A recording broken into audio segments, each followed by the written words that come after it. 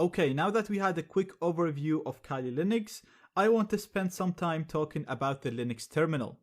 So you can access the terminal through this application right here. So if we click on that, it will open the terminal window for us. And as you can see, all it is a black screen where you can type commands. Now, the Linux terminal is actually very, very powerful because it can be used to do anything that you can think of, really. A lot of the applications in Linux that have a graphical interface were command prompt programs first, and then people made a graphical interface for it. So a lot of the time, maybe the graphical interface will be buggy or crash, and the terminal program will still work. Also, a lot of the penetration testing tools do not even have a graphical interface. A lot of them can only be used throughout the terminal. Not only that, but in many scenarios, you might only have an SSH or a command prompt access to a machine. So you need to know how to use this command prompt in order to achieve your goals. So throughout the course, we're going to be using the terminal a lot, and that's why I want to spend some time just showing you the basics of it and making sure that you're going to be comfortable using it.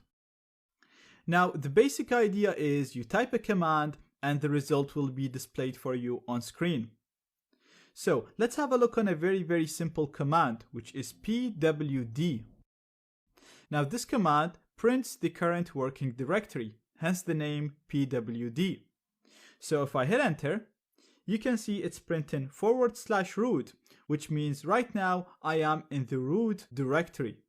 So basically I am in here. This is the root, it's home.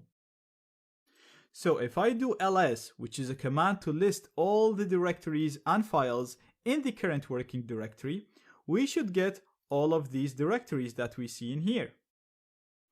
So if I hit enter, as you can see, I can see all these directories in the current working directory. Now, another very useful command is the cd command. This command allows us to navigate into another directory. So for example, let's say I want to navigate into the downloads. All we have to do is type cd followed by the name of the directory that I want to navigate to. So I'm going to type downloads. Now if I hit enter, I should be inside the downloads now. So if I do pwd to see my current working directory, you'll see that it's saying I'm in root /downloads. So if I do ls here, it should show me all the directories and files inside downloads. So if I do enter, as you can see, I have a directory and a file in here, and these are the exact same files that you'll see if you double click the downloads here. Now, if you want to go back one directory, so similar to pressing the back button in here, all you have to do is do cd, again the command to change the working directory, followed by ...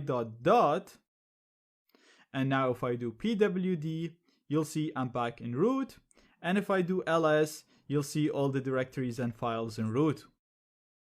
So that's all good. And there's actually a huge number of commands that you can use. So I'm going to include a link in the resources of this lecture of all the Linux commands that you can use. You don't need to know them by heart. We're actually going to be using a lot of them throughout the course, so you're going to naturally learn them as you go through the course. Now, if you are using a command and you're not sure about how this command works, you can just use the man command to display the manual of this command. For example, we've used the ls command here to list the files and directories in the current working directory.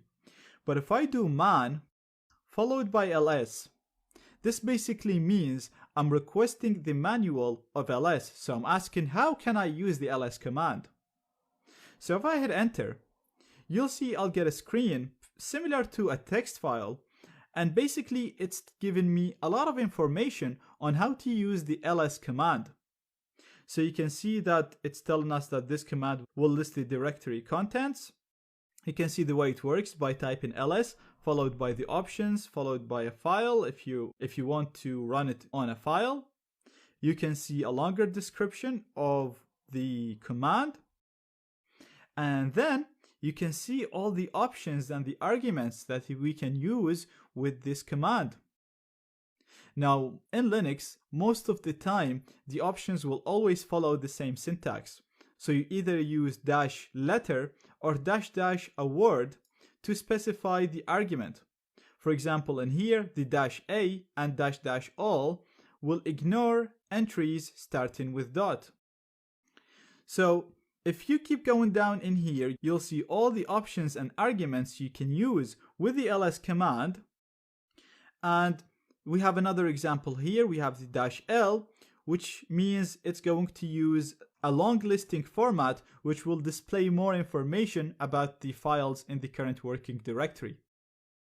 So let's have a look on that. I'm going to press Q to exit this, and then we're going to do ls as usual.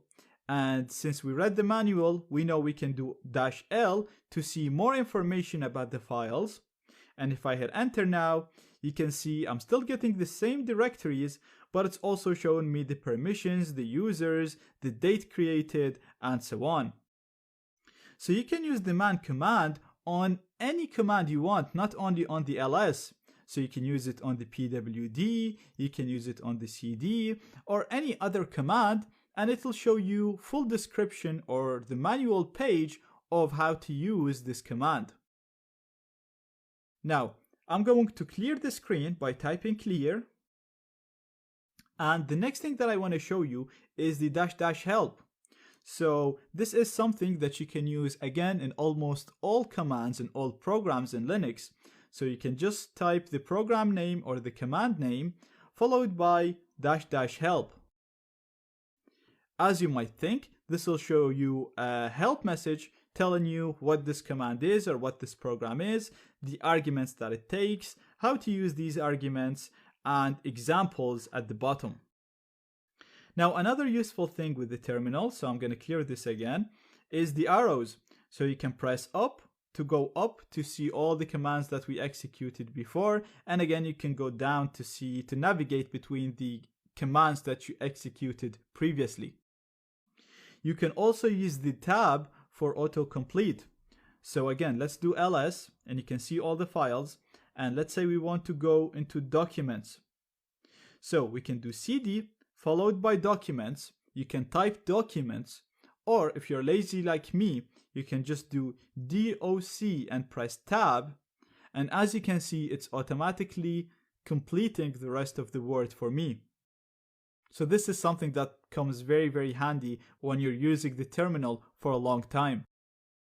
Now, what I also want to show you is how to install programs in Kali from the terminal.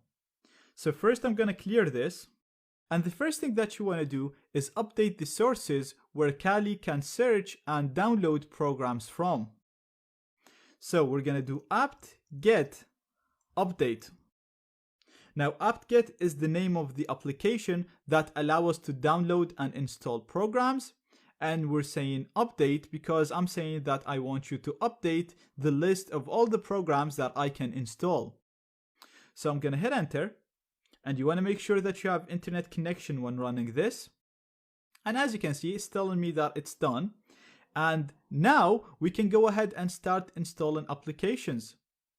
So the first program that I want to install is actually a terminal program, so similar to this one, but it allows us to have multiple terminal windows open in the same window.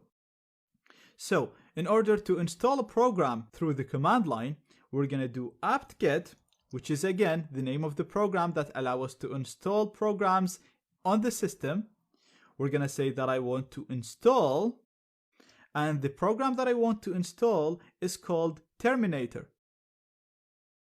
So very, very simple. First of all, we're typing the name of the command, which is apt-get. We're saying that I want to install, and the program name that I want to install is called Terminator. So I'm going to hit enter.